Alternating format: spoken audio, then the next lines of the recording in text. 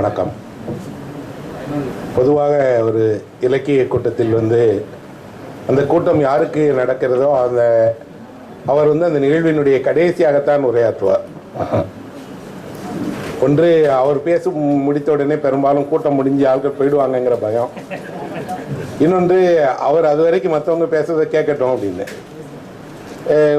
அது ஒரு சிறப்பான ஏற்பாடு தான். பல நேரங்களில் நான் என்னுடைய அரங்குகளை என்ன செய்வேன் அப்படின்னா, அப்படி வேண்டியதில்லை, நாம் கொஞ்சம் இடையிட்டு பேசிட்டோ இருக்கலாம். ஒருத்தர் பேசினதை தொட்டி எனக்கு ஏதாவது ஒன்று தோணினாலும் பேசலாம் அப்படின்னு. கூடுதலாக என்ன அப்படிங்கிற நேரம்னா, சில தருணங்களில் ஏதாவது சொல்லணும்னு தோணுச்சுன்னா அது அரை மணி நேரம் கழிச்சிருக்காது. நான் எழுதுவதில் ஒரு விதமான எழுத்தாளன். நான் எழுதுகிற அறையின்குள் யாராவது கதவை திறந்து உள்ளே வந்து விட்டாலாம் நான் எழுதி கொண்டிருந்த சொற்கள்லாம் பறந்து போயிடும். எனக்கு என்னுடைய தனிமை ரொம்பவும் முக்கியமானது. இந்த மின்விசிறியினுடைய சத்தம் ஒரு புள்ளி ஜாஸ்தியாகிடுச்சுன்னா ஒரு 10 சொல் காணாமல் போயிடும். ஒரு தொலைபேசி மணி அடித்தால் போதும், ஒரு வாக்கியம் அப்படி மறைஞ்சு போயிடும். நிசப்தம் எவ்வளவு நிசப்தம்னா கடலுக்கு அடியில் இருக்கிற போல தான் ஒரு பகல் வெளிச்சத்தில் நான் எழுதுகிறவர். ஆனால் அவ்வளவு நிசப்தத்துக்குள்ளேயும் பிள்ளைங்க வந்துடுவாங்க, மனைவி வருவாங்க, தந்தை வருவார், யாரோ நெருக்கமான நண்பர்கள் வருவாங்க. அந்த சொற்கள் என்னை விட்டு போகிறத நான் ஏக்கத்தோடு பார்த்துட்டே இருப்பேன். திருப்பி கைப்பற்ற முடியாது. எழுத்தாளனுடைய மனது என்பது சதா தன் தறியை நெய்து கொண்டே இருக்கக்கூடிய ஒரு நெசவு கூடம் அது. அப்போ அதில் கூடாமல் போகுங்கிறது தெரியாது. பேச்சு அப்படி தான். பேச்சு ஒரு நிறைய பேசுகிறேங்கிறதுனால, பேச தெரியுங்கிறதுனால சில நேரம் அமையும், எல்லா நேரம் அமையாது. பொதுவாக இன்றைக்கு காலையிலிருந்தே நான் பல்கலைக்கழக வளாகத்தில் மாணவர்களை சந்தித்தேன். ராமசாமி இன்னைக்கு ஒரு சிறப்பான நிகழ்ச்சியை ஏற்பாடு செய்திருந்தார். அந்த வகையிலையும் சரி, இந்த வகையிலையும் நான் அவருக்கு நன்றி தெரிவிக்கிறேன். ஏன்னா ஒரு பல்கலைக்கழகத்தில் உரையாக இல்லாமல் அதை ஒரு கலந்துரையாடலாக மாற்றிட்டார். என்னை பற்றி பேச வந்தவர்கள் என்னிடம் கேட்பார்கள், நான் பதில் சொல்லுவேன். வாசகர்கள் கேட்பாங்க, பார்வையாளர்களாக இருக்க மாணவர்கள் கேட்பாங்க, வந்திருந்த யார் வேணாலும் கேட்பாங்க. இன்னும் ஒரு 2 மணி நேரம் ரொம்ப சிறப்பாக இருந்தது. அதனால தான் நான் இந்த யோசனையை சொன்னேன். சும்மா நான் பேசுகிறேங்க, ஒன்றும் இல்லை, யாரோ ஒருத்தர் வாழ்த்துறை கேட்க போகிறாரு அப்படின்னு. எனக்கு இந்த விருது கிடைத்த சந்தர்ப்பத்தில் முதலாக ஒரு பாராட்டு விழா சென்னையில் நடந்தது. அன்றைக்கு நான் ஒரு விஷயத்தை சொன்னேன். 8 பேர் நிகழ்ச்சியில் பேசினாங்க. கடைசியாக எஸ் ராமகிருஷ்ணனை வாழ்த்தி எஸ் ராமகிருஷ்ணன் பேசுவார் அப்படின்னு கூப்பிடுவாங்க. நான் போய் கடைசியாக பேசணும் போல இருக்கேன் அப்படின்னு. எனக்கு கிடைக்கக்கூடிய எல்லா அங்கீகாரங்களும் என்னை ஒருபோதும் தீண்டுவதே கிடையாது. என் மேல் ஒரு மலர் விழுவது போல தான் அது, அதுக்கு மேலே ஒன்றுமே கிடையாது. நான் என்னுடைய பணிகளை மட்டுமே செய்து கொண்டே இருக்கிறேன். ஓட்ட பந்தயத்தில் ஓடக்கூடியவனுக்கு எதிரில் தான் இருக்குது, பின்னாடி இல்லை. என்னுடைய தூரம் எனக்கு தெரியும், நான் ஓட வேண்டிய தூரம் தெரியும். நான் முன்னாடியே பார்த்துக்கிட்டே இருக்கிறேன். ஓடிட்டு இருக்கிறவன் சிந்திக்கக்கூடாது, அவன் ஓடிக்கொண்டே இருக்கணும், தன்னுடைய திறனை பயன்படுத்திக்கிட்டே இருக்கணும். எவ்வளவு பெரிய விளையாட்டு வீரனாக இருந்தாலும் சரி, அவன் ஒலிம்பிக்லேயே விளையாடி ஒரு போட்டியில் ஜெயிச்சிருந்தாலும் சரி, அடுத்த நாள் காலையில் தன்னோட ஷூவை மாட்டிட்டு கிரவுண்டுக்கு போய் தான் ஆகணும், ஓடத்தான் செய்யணும். அவன் ஓடுவது போட்டியில் கிடைக்கக்கூடிய கோப்பைகளுக்காகவோ பரிசு தொகைக்காகவோ இல்லை, என்னால் ஓட முடியுங்கிற அந்த சந்தோஷத்திற்காக. இன்னொன்று, ஓடி நான் ஒரு குறிப்பிட்ட தூரத்தை குறிப்பிட்ட வேகத்தில் கடந்து விட்டால் என் காலடிகள் அல்ல, மனித குலமே ஒரு துளி நேரத்தை முன்னோடு ஓடுது. நான் தனிநபராக ஓடுறேன், ஆனால் நான் செய்த சாதனைங்கிறது மனித குலத்தினுடைய பொறுப்பு. 100 மீட்டர் பந்தயத்தில் ஓடக்கூடிய ஒருவன் 1 மைக்ரோ செகண்ட் ஜாஸ்தியாக முன்னாடி வந்தால் கூட அது ரெக்கார்டு. அப்புறம் அவனோட பெரிய பிரச்சனையை, அவனோட சாதனைகளை அவனே தான் முறியடிப்பான். விளையாட்டு வீரர்களை, அவர்கள் சாதனையை அவர்கள் முறியடித்து கொண்டே இருப்பாங்க. நான் அவர்களை எல்லாம் தான் பார்த்து கற்றுக்கொண்டவன்கிற முறையில் எப்போதுமே பாராட்டுகளும் விமர்சனங்களும் ஒரு எழுத்தாளனை நோக்கி வந்து கொண்டே தான் இருக்கும். அவர்களிடமிருந்தே தான் நான் அந்த உதாரணத்தை எடுத்துக்கொள்வேன். என்னென்னா, நீங்கள் ஓட்டப்பந்தய வீரராக இருந்தால் நீங்கள் ஓடுகிற தருணத்தில் ஒரு பாதி ஓட்டத்தின் போது ஒரு இடத்துல நிறுத்தி உங்களுக்கு குளுக்கோஸ் கொடுப்பாங்க, ஆரஞ்சு ஜூஸ் கொடுப்பாங்க. அதனுடைய நோக்கம் இதை குடிச்சிட்டு இன்னும் கொஞ்சம் ஓடணுங்கிறது தான், குடிச்சிட்டு அங்கே படுத்துவீங்கன்னுங்கிறது இல்லை. அப்போ எல்லா விருதுகளும் எனக்கு அளிக்கப்படக்கூடிய பழச்சாறுகள். நான் ஓடி வந்த தூரத்தை ஓடி இருக்கிறேன், இன்னும் ஓட வேண்டிய தூரம் இருக்கு. அதனால் அது என்னை எதுவுமே செய்யாது. மாறாக நான் எப்போதுமே என்னை சுற்றி இருக்கக்கூடிய மனிதர்களிடமிருந்து கற்றுக்கொள்ளக்கூடியவர். என்னிடமிருந்து அவர்கள் எவ்வளவு கற்றுக்கொள்வார்கள்னு எனக்கு தெரியாது, ஆனால் அவர்களிடமிருந்து நான் நிறையவே கற்றுக்கொள்ளக்கூடியவர். எப்படி கற்றுக்கொள்கிறேன் அப்படின்னு பார்த்தா, நான் மனிதர்களுடைய முகங்களை தான் பார்ப்பேன். மனிதனுடைய முகங்கள் மனிதர்களால் ஒழித்துக் கொள்ளவே முடியாத எல்லாவற்றையும் காட்டிவிடும். மனிதனுடைய கண்கள் இருக்கு இல்லையா, அது எதையே மறைக்க தெரியாத ஒன்று. முயற்சி பண்ணி நீங்கள் மறைக்க வேண்டும் என்று விரும்பினாலே தவிர உங்கள் கண்கள் உங்கள் வாழ்க்கையை காட்டி கொடுத்துரும். கிராமப்புறங்களில் போனீங்கன்னா சொல்லுவாங்க, ஒரு ஆளை பார்த்த உடனே இவரெல்லாம் படித்த மனுஷன்ப்பா அப்படின்னு. அங்கே என்ன படித்த மனுஷன் ஸ்டிக்கராக ஒட்டியிருக்கு? இல்லையே. படித்த மனிதர்களுடைய முகத்தில் ஒரு பொலிவு இருக்கும், ஒரு தெளிவு இருக்கும், கவலை இருக்காது, இன்னும் சொல்ல போனால் தீர்க்கமான சிந்தனை இருக்கும். அதனால் 10 பேரை கொண்டு போய் நிறுத்தினாலும் கரெக்டாக அவங்க சொல்லுவாங்க, இவர் தாங்க படித்தவர் அப்படின்னு. ஆனால் இன்றைக்கு படித்த மனிதருடைய முகத்தில் அந்த எதுவுமே இல்லை. ஒரே ஒரு விஷயம்தான் இருக்கிறது, கள்ளம். படித்த மனிதர்களுடைய முகத்தில் தோன்றக்கூடிய கள்ளத்தை போல பாமர மனிதர்களிடம் இல்லை. பாமர மனிதனுடைய முகம் பார்க்க அழகில்லாமல் இருக்கலாம், ஆனால் அந்த முகம் மிக வசீகரமான ஒரு முகம். இன்னும் சொல்ல போனால் அவ்வளவு வெள்ளந்தியாக, அவ்வளவு உண்மையாக, நேசத்துவமாக இருக்கக்கூடிய ஒரு முகம். எப்போது படித்த மனிதன் தவறு செய்ய தொடங்கினானோ, எப்போது படித்த மனிதன் ஏமாற்ற தொடங்கினானோ, எப்போது படித்த மனிதன் தன்னுடைய குடும்பத்தை பிறரை வஞ்சிக்க தொடங்கினானோ, அப்போதுதான் எல்லா தவறுகளும் நடக்க தொடங்கியது. ஒரு எழுத்தாளனாக என்னை சுற்றி நடக்கக்கூடிய எல்லா விஷயங்களும் என்னை துன்புறுத்தக்கூடியது. ஒவ்வொரு நாளும் நான் எழுதுவதற்கு என் மேஜையின் முன்னால் உட்காரும் போது காலையில் வந்த எல்லா நியூஸ் பேப்பரையும் படிச்சிருப்பேன். அப்போ என் மனது ஒரு கேள்வி கேட்கும், இவ்வளவு சுயநலம் மிக்க, இவ்வளவு ஏமாற்றும் பொய்மையும் நிறைந்த ஒரு உலகத்துக்கு ஏன் எழுதுறேன்? யார் இருக்கிறா? எல்லாமும் ஏமாற்று, எல்லா தளத்திலையும் சுயநலம், எல்லா தளத்திலையும் கெடுமதி, தீமை, கள்ளம். இதுதான் உலகம்னா இந்த உலகத்திற்கு எதற்காக அன்பையும் பரிவையும், இன்னும் சொல்லப்போனால் நன்மையை பற்றியும் பேசிக்கொண்டே இருக்கணும்? அது இந்த கேள்வி முதல்ல ஒரு சின்ன கேள்வியாலும் 10 நிமிடத்தில் திகு திகு திகுன்னு நெருப்பு போல தலைவரை பற்றி கொண்டு கையை அசைக்க விடாது. ஒரு அரை மணி நேரம் அப்படியே உட்கார்ந்தே இருப்பேன். ஆசுவாசப்படுத்திக் கொள்ள யார் யாரையோ படிப்பேன். எல்லாமே நல்லது தானே சொல்லியிருக்கார்கள். எவ்வளவு நீதி இலக்கியங்கள், எவ்வளவு அன்பை போதிக்கக்கூடிய படைப்புகள், எவ்வளவு மனதை உருக்கக்கூடிய பாடல்கள், இவ்வளவும் தெரிந்து எதற்காக இப்படியெல்லாம் செய்கிறாங்க? ஒரு சம்பவத்தை பார்த்தேன். ஒரு மனநலம் பாதிக்கப்பட்ட ஒரு சிறுமியை ஒரு அடுக்ககத்தில் வசிப்பவர்கள் ஒரு 18-20 பேர் வேறு வேறு வயதை சேர்ந்தவர்கள் எல்லாரும் ஒன்று சேர்ந்து அந்த பெண்ணை வன்புணர்ச்சி செய்து கொண்டே இருந்தார்கள். ஒரு நாள் கைது செய்யப்பட்டார்கள். தொலைக்காட்சி காட்டுச்சு, எல்லாரும் பார்த்துருப்பீங்க செய்தியில். சென்னையில் அப்படி ஒரு அரும்பாக்கத்தில் நடந்த ஒரு சம்பவத்தை. அந்த சம்பவத்தில் பார்த்த மறுநாள்லேருந்து என்னால் ஒரு வரி கூட எழுதவே முடியாது. ஏன் எழுத முடியாது அப்படின்னா, இதுதான் ஒரு சமூகம் என்றால் இந்த சமூகத்துக்கு நான் செய்வது வீண் வேலை. நான் என்னுடைய பொழுதுகளை எல்லாம் இப்படி ஒரு சமூகத்துக்கு, இப்படி ஒரு மனிதர்களுக்கெல்லாம் உழைக்கக்கூடாது என்று நான் உடனடியாக என்ன பண்ணுவேன் அப்படின்னா, போதும் இனிமேலாம் எதையும் எழுதக்கூடாது, நம்ம வேலை இல்லை அப்படின்னு ஒரு நாள் 2 நாள் எதையுமே எழுதவே இல்லை. எழுத உட்காருகிற நேரத்தில் எல்லாம் கேட்கிறது, அந்த ஒரு பள்ளி சிறுமியின் மீது அந்த பெண்ணுடைய இந்த மாதிரி பாலியல் வக்கிரம் புரிந்தவர்கள் எந்தெந்த வயதை சேர்ந்தவர்கள்?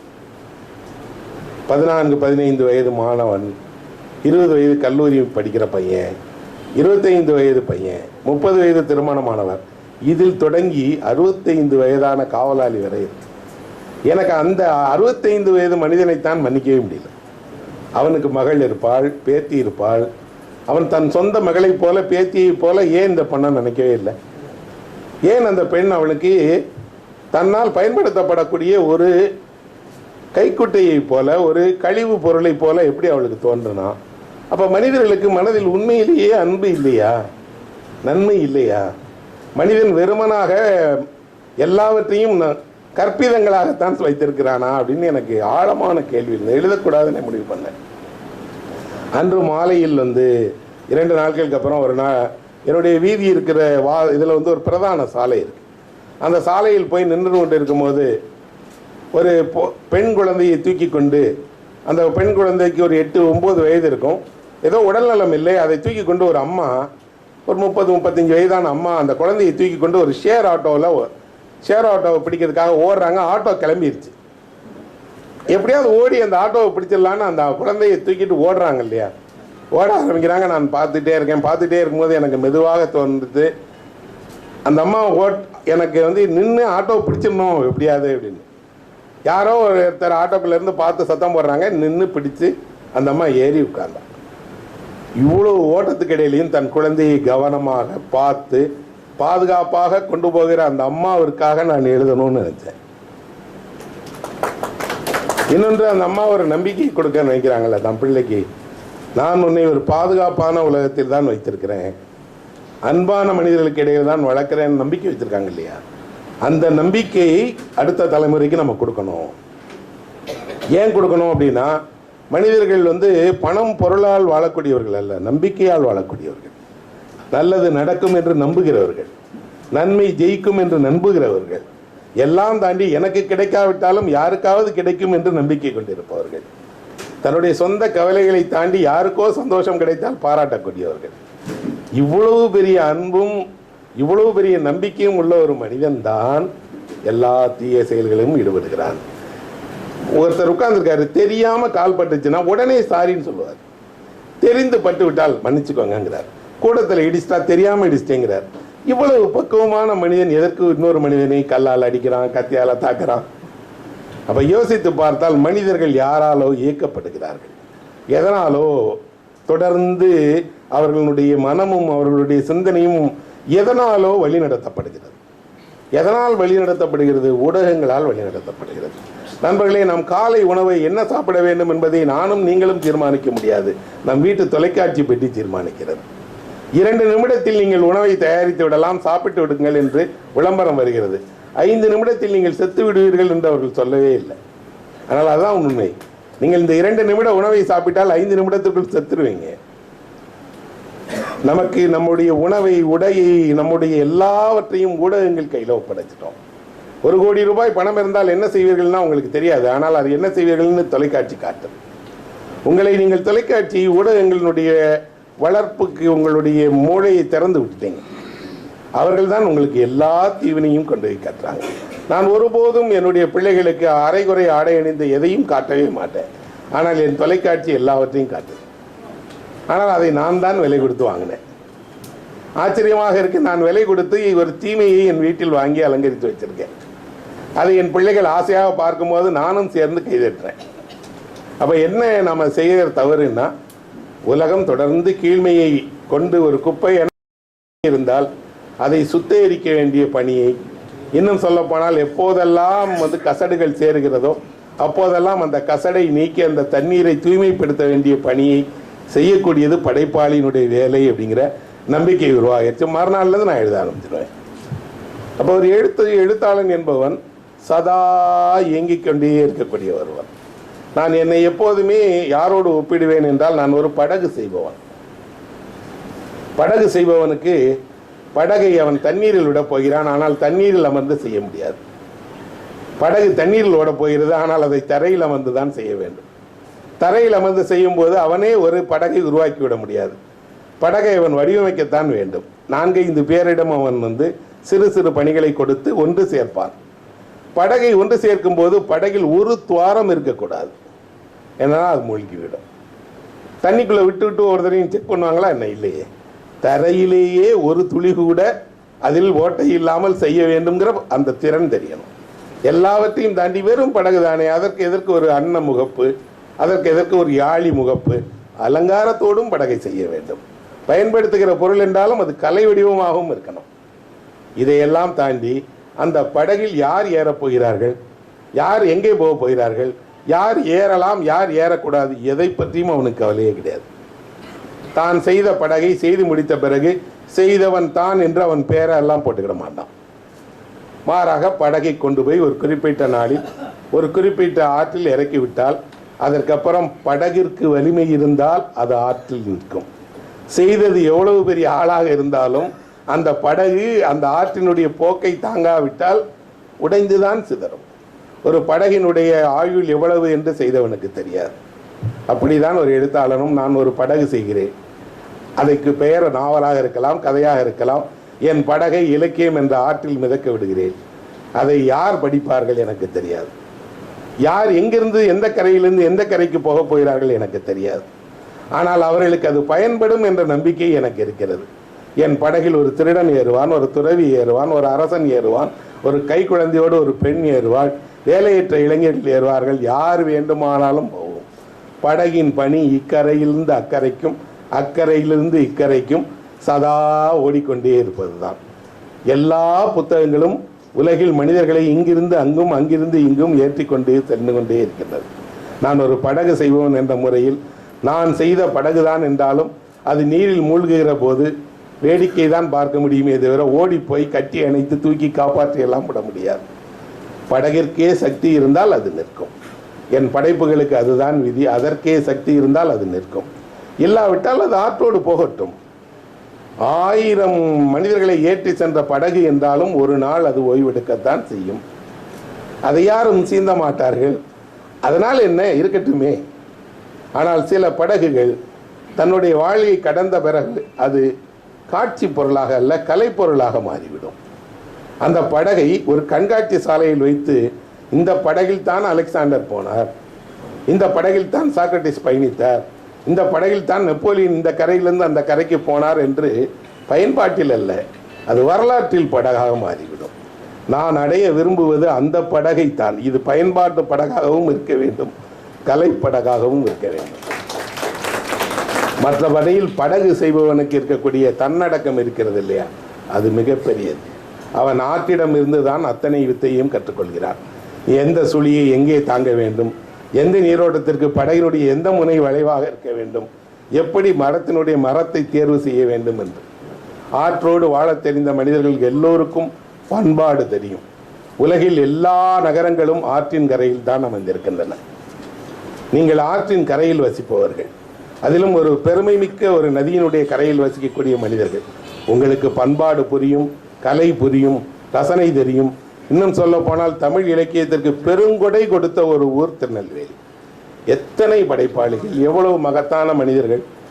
அந்த மக்கள் மத்தியில் அவர்களுடைய பாராட்டுக்கு நான் பெறுகிறேன் என்றால் எனக்கு மிகப்பெரிய பாக்கியம். நன்றி நண்பர்களே. கடைசியில் பேசுகிறேன். நண்பர்களே, நாம் எல்லோருமே கூடியிருப்பதனுடைய நோக்கம் என்ன அப்படின்னா, பரஸ்பரம் அன்பை தெரிவிப்பது தான். பெரும்பாலும் அது வழக்கமான மீட்டிங்னா என்ன நடக்கும் அப்படின்னா, மேடையில் உட்கார்ந்துருப்பவர்கள் பேசுவாங்க, நம்ம கேட்போம். பெரும்பாலும் யாரோ ஒருத்தரோ அல்லது முக்கியமான ஒருத்தரோ பேசுகிற வரை காத்திருந்து கேட்டுட்டு போயிடுவாங்க, அவ்வளோதான். ஆனால் குடும்ப நிகழ்வுகள் எப்படி நடக்கும் அப்படின்னா, ஒரு வீட்டில் ஒரு விசேஷம் நடக்கும்போது யாரும் யாரோடும் பேசுவாங்க, கலந்து பேசுவோம், எல்லோருமே சேர்ந்து கௌரவப்படுத்துவோம். இந்த நிகழ்ச்சியை நான் என்னுடைய குடும்ப ஒரு நிகழ்வாக தான் பார்க்கிறேன். அதிலும் குறிப்பாக அம்மா அவர்களை பார்க்கறதுக்கும் அவர்களோட ஆசையை பெறுவதுங்கிறது ஒரு பெரிய பாக்கியம். அதுக்காக நான் முதல்ல அவங்களுடைய குடும்பத்துக்கு நன்றி தெரிவிச்சுக்கிறேன். காரக்குறிச்சி அருணாச்சலம் அவர்களுடைய புகழை நான் எழுதி தெரியணுங்கிறது அவசியமே இல்லை. அவர் உலகம் அறிந்த ஒரு இசைக்கலைஞர். எந்த அளவுக்கு தெரியும் அப்படின்னு சொன்னால், இலங்கைக்கு நான் போகிறேன். அங்கே இலங்கையில் போய் நான் இந்த மாதிரி ஏதோ ஒரு பழைய இசைத்தட்டுகள்லாம் இருக்கு இல்லையா, அதில் அங்கே வாசித்த காரக்குறிச்சியாருடைய இசைத்தட்டு ஏதாவது இருக்கான்னு கேட்டபோது ஒரு ரேடியோ நிலைய கலைஞர் சொல்கிறாரு, நீங்கள் தான் அவரை பற்றி ஒரு கட்டுரை எழுதியிருக்கீங்களே, படிச்சிருக்கேனே அப்படின்னு. எங்கே இலங்கையில் சொல்லிட்டு அவர் சொல்கிறாரு, இருக்குது, அவர் வாசித்த ஒலிப்பேழைகளே இருக்குது, இசைத்தட்டு இருக்குது, வாங்க கேட்போம்னு சொல்லி நாங்கள் போய் ஒரு வீட்டில் ஒரு இரவில் கேட்குறோம். போரில் அழிந்த நிலம் அது. ஒரு போரில் அழிந்த நிலத்தில் யுத்தத்திற்கு அப்புறம் இலங்கையில் மனித நடமாட்டமே இல்லாத ஒரு இடத்துல நாங்கள் அந்த நாதஸ்வர இசையை ஓட விட்டால் அப்படியே அவ்வளோ உயிர் பெற்று வர்ற மாதிரி. அப்போ இசை எவ்வளோ பெரியது அப்படின்னா, அது ஆன்மாவை எழுப்பும். இந்த நாவலில் எழுதணும்னு நான் நிறைந்த விஷயமே, நாதஸ்வர கலையினுடைய மேன்மைகளை மக்களுக்கு தெரிந்திருந்தாலும் அவர்களுக்கு சில விஷயங்களை தெரியாது. அந்த நாதஸ்வர கலைஞர்களுக்கும் வயிறு பசிக்கும், அவர்களுக்கும் உணவு அளிக்கணும், அவர்களுக்கும் வீடு இருக்குது, அவர்கள் பிள்ளைகளும் சுகமாக வாழணும், அடுத்த தலைமுறை அந்த இசையை கை கொள்ளணும்னு. நம்ம வீட்டு பிள்ளைங்கள்லாம் பார்த்தீங்கன்னா தோளில் கிட்டார் போட்டுட்டு போகிறதுனா கௌரவமாக நினைக்கிறான். அதே பையன் நாதஸ்வரம் போட்டுட்டு போனோன்னா அவமானமாக நினைக்கிறான். கிட்டார் நம்ம ஊர் கருவி இல்லையே, அது ஐரோப்பிய கருவியாச்சே, இசைக்கருவி தானே அது. அதை போடும்போது உனக்கு நீ ஏதோ ஒரு நாகரீகமாக இருக்கிற மாதிரியும், நாதஸ்வரத்தை தோளில் மாட்டின உடனே நீ ஒரு பழைய ஆளாகவும் ஏன் நினைக்கிற? என்ன உனக்கு தெரியவில்லை என்றால் இந்த இசையினுடைய மேதமையை தெரியல. இன்னொன்று, இந்த இசைக்கலைஞர்கள் காரக்குறிச்சியாரோ அல்ல ராஜரத்னம் பிள்ளை அவர்களோ வாழ்நாளிலேயே மிகப்பெரிய அங்கீகாரமும் கௌரவமும் மரியாதையும், இன்னும் சொல்லப்போனால் ஒரு கலைஞனுக்கு கிடைக்க வேண்டிய எல்லா அங்கீகாரமும் பெற்ற கலைஞர்கள். என்னுடைய ஆதங்கம் என்ன அப்படின்னால், ராஜரத்னம் பிள்ளையால் ஒரு காரக்குறிச்சியார் கண்டுபிடிக்கப்பட்டது போல எத்தனை காரக்குறிச்சியார்கள் இருக்காங்க. ஆனால் அவர்களுக்கெல்லாம் அந்த அங்கீகாரம் கிடைக்கல. கரிசல் நிலத்தில் நல்ல இசைக்கலைஞர்கள் என்று சொன்னால் ஒரு நீண்ட பட்டியல் இருக்கு. நான் இந்த நாவலில் நிறைய பேரோட பெயர்களை சொல்லியிருக்கேன். அவ்வளவு பேருமே இந்த சங்கீதத்தில் மிகப்பெரிய ஆட்கள். ஆனால் அவர்களுக்கு உலகம் அவ்வளவு பெரிய வெளிச்சத்தையும் புகழையும் பெயரையும் தரவில்லை. அந்த வகையில் நாம் என்ன நினைச்சுக்கலாம்னா, அவர்கள் அதற்கு ஆசைப்படவும் இல்லை. அவர்கள் தங்களுடைய வாழ்நாள் முழுக்க கடவுளுக்காக, கடவுளை காலையில் துயில் எழுப்புவதிலிருந்து தொடங்கி கடவுள் கோவிலை விட்டு வெளியே வந்தால் நாதஸ்வரத்தின் கேட்டு தான் வருவார். அவர்கள் தான் அழைத்து வருவார்கள். நான் அதை இந்த மல்லாரி கேட்கணுங்கிறதுக்காக திருவாரூருக்கு போய், திருவாரூரில் தான் மல்லாரி ரொம்ப புகழ். அங்கே வெளியே நடராஜரை அழைத்து வரும்போது மல்லாரி வாசிப்பாங்க. ஒரு நடையும் அப்படி இருக்கும். நான் அதை கேட்கும் போது எனக்கு என்ன இருக்குன்னா, ஒரு தாய் தன்னுடைய மகளை அழைத்து வருவது போல அழைச்சிட்டு வராங்க. திருமண வீட்டுக்கு ஒரு தாய் தன்னுடைய மகளை அழைச்சிட்டு போகும்போது தாய் முகத்தில் அவ்வளோ சந்தோஷம் இருக்கும். கடவுளே ஆனாலும் அதை அழைத்து செல்ல ஒரு கலைஞன் தான் தேவை. கலைஞன் இல்லாமல் கடவுள் வெளியே வரமாட்டார். ஆனால் அவ்வளவு பெரிய இசையை கொண்டிருக்கக்கூடிய அந்த கலைஞர்களை ஒரு சமூகம் என்ன நினைக்குதுன்னா, ஜாதியின் பேரை சொல்லி, அவர்களுடைய வறுமையை சொல்லி, அவர்களுடைய நிலையை சொல்லி, அவர்களை தொடர்ந்து என்ன செய்யுதுன்னா ஒரு உயரிய ஸ்தானத்தில் உயர்ந்த கலைஞர்களாக அங்கீகரிக்க மறுக்கிறது. நான் இந்த நாவல் எழுதிய போது, இந்த நாவல் வெளியான தருணத்திலே, இது 3 ஆண்டுகளுக்கு முன்னாடி வந்துடுச்சு. ஒருவர் எனக்கு தொலைபேசியில் அழைத்து கேட்டார், ஐயா நான் கேட்டால் தவறாக எடுத்துக்கூடாது, நீங்கள் நம்ம வீட்டு பிள்ளையா அப்படின்னு கேட்டார். ஆமான்னு சொன்னேன். இல்லைங்கய்யா, இன்னும் நீங்கள் புத்திக்கல நினைக்கிறீங்க, நீங்கள் இசைக்கு நாதஸ்வரம் வாசிக்கிற ஒரு வீட்டு பிள்ளையா அப்படின்னு. ஏங்க கேட்குறவங்க எல்லாமே உங்கள் வீட்டு பிள்ளை தானேங்க, எவ்வளோ நாள் உங்களை கேட்டுருக்குறோம் நாங்கள் அப்படி சொன்னப்போ அவர் சொன்னார், எங்கள் வாழ்க்கையை நாங்கள் எழுதினா கூட இப்படி எழுதியிருக்க மாட்டோம், நீங்கள் எழுதிட்டீங்களேன்னாரு. நான் சொன்னேன், அதுதான் எழுத்தாளருடைய வேலை. ஒரு எழுத்தாளன் என்ன செய்வான் அப்படின்னா, உங்களுடைய துயரங்களை என்னிடம் தாருங்கள், உங்கள் நினைவுகளை என்னிடம் தாருங்கள், நான் அதை கலை படைப்பாக மாற்றி தருகிறேன். நான் மாற்றி தருவதன் வழியாக என்ன கிடைக்கும்? இந்த நாவல் 24 இந்திய மொழிகளில் மொழிபெயர்க்கப்பட போகிறது. இந்த 24 மொழிகளிலும் இந்த கலைஞர்கள் அங்கீகரிக்கப்பட போகிறார்கள். இப்போ அவர் சொன்னார் கழுகுமலை சுப்பையா, கழுகுமலை சுப்பையா இந்தியாவினுடைய 24 மாநிலங்களுக்கும் போக போகிறார். அவர் போயிருக்காட்டாலும் கூட அவருடைய இசையின் வழியாக அவர் இன்றைக்கு போகிறார். இந்த தஞ்சாவூர் மாவட்டத்தில் வாசிக்கப்படக்கூடிய இசைக்கலைஞர்கள், நாதஸ்வர கலைஞர்களுக்கெல்லாம் இன்றும் அந்த கௌரவம் இருக்கு. இன்றும் அவர்கள் வந்தால், வெளியில் பார்த்தால் அவர்களை பெருமையாக வணங்குகிறார்கள். ஆலயங்களில் அவர்களுக்கு அவ்வளவு மரியாதை கிடைக்கிறது.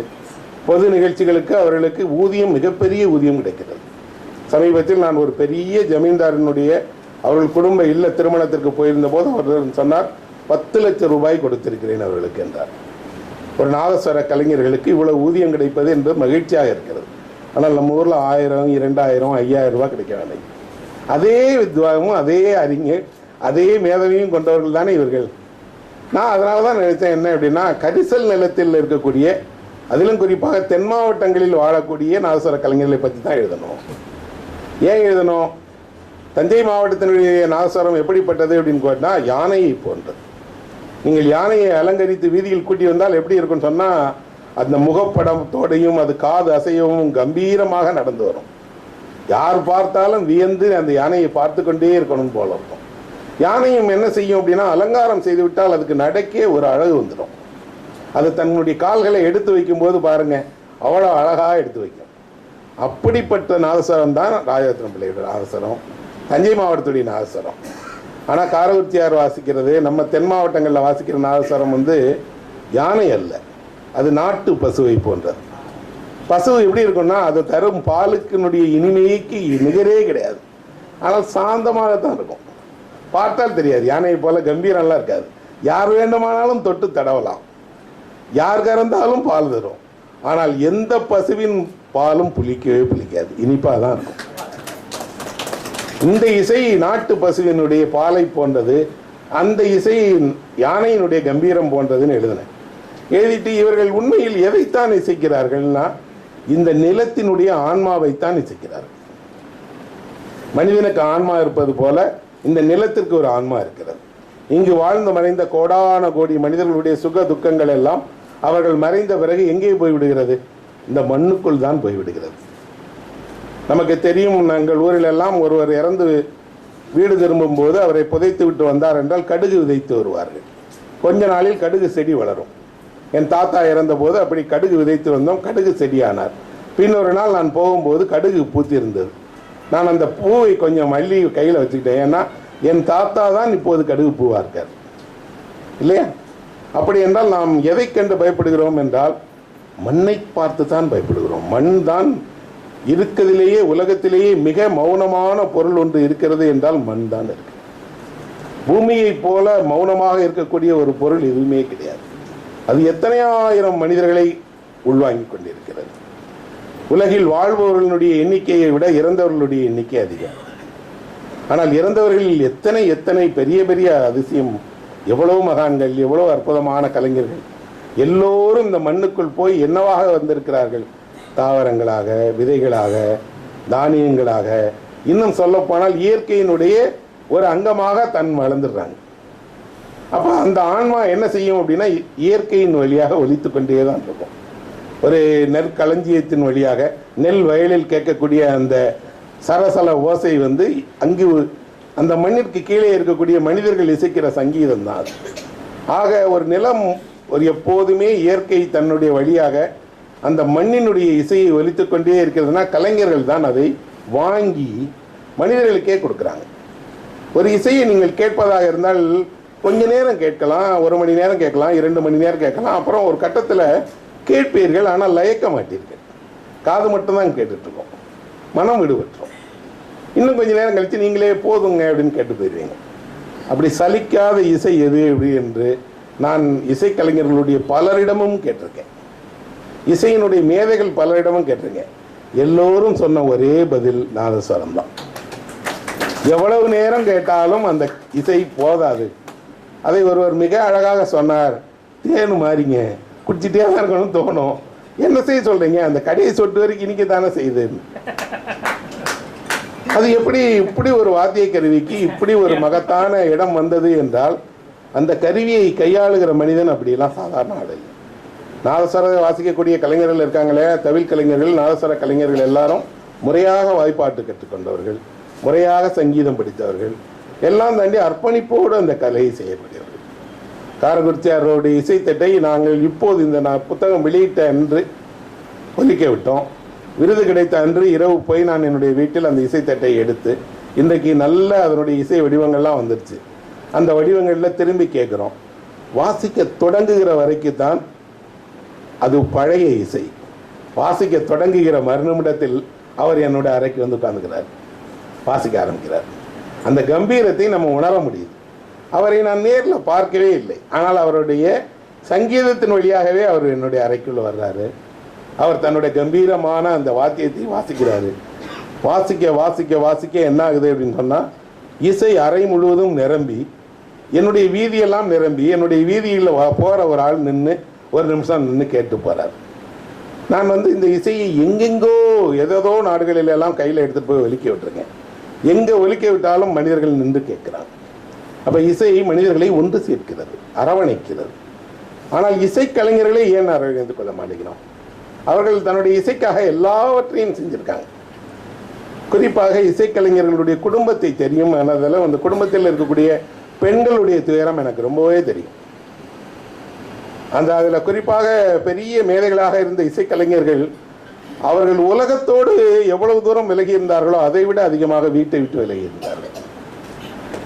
ஒரு மனிதனை உலகம் புரிந்து கொள்ளவில்லை என்றால் எனக்கு தெரியும். என்றால் உலகம் அப்படிப்பட்டதெல்லாம் இல்லை, எல்லோரையும் புரிந்து வைத்திருக்காது. அந்த மனிதனும் உலகத்தை புரிந்து கொள்ளவில்லை என்றால் நான் கவலைப்பட மாட்டேன். ஆனால் ஒரு மனிதன் தன்னுடைய வீட்டை புரிந்து கொள்ளவில்லை என்றால் நிச்சயம் நான் அவனுக்காக வருத்தப்படுவேன். ஒரு மனிதன் தன்னோடு உடனிருப்பவர்களை புரிந்து கொள்ளவில்லை என்றால் அவனிடம் ஏதோ ஒரு பிரச்சனை இருக்கிறது என்று நினைப்பேன்.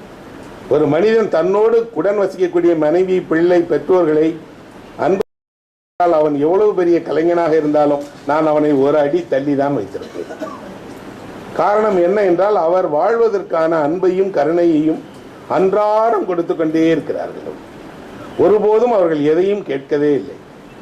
ஆனால் அவர்களுக்கு தன்னோடு வசிக்கக்கூடிய இந்த மனிதன் தங்களையெல்லாம் விட மிக முக்கியமாக கலையின் மீது நாட்டம் கொண்டிருக்கிறார் என்று அவருக்கு அந்த பூரண சுதந்திரத்தை கொடுக்கிறார்கள்.